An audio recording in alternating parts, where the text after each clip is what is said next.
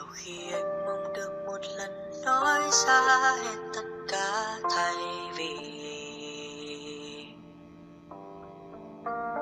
ngồi lặng im nghe em kể về anh ta bằng đôi mắt lấp lánh.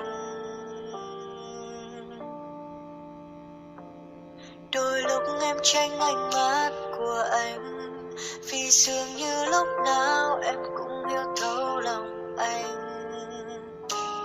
Không thể ngắt lời, càng không thể để giọt lệ nào được rơi,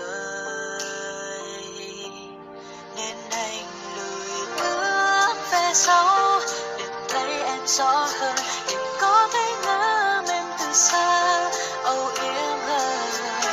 Cả một sóng băng chấp thu bé lại vừa bằng một cô gái.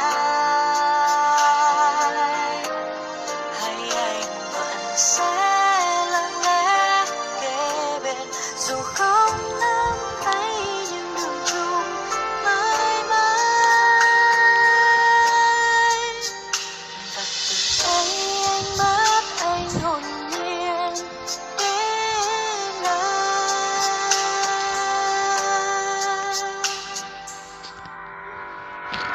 Chẳng một ai có thể cản được trái tim khi đã lỡ yêu rồi. Đừng ai can ngăn tôi, khuyên tôi buông xuôi, vì yêu không có lỗi. Ai cũng ước muốn khao khát được yêu, được chờ mong tới giờ ai nhắm đưa đón buổi chiều.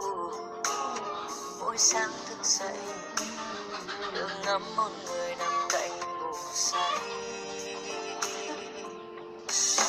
nên anh lùi bước về sau để thấy em rõ hơn,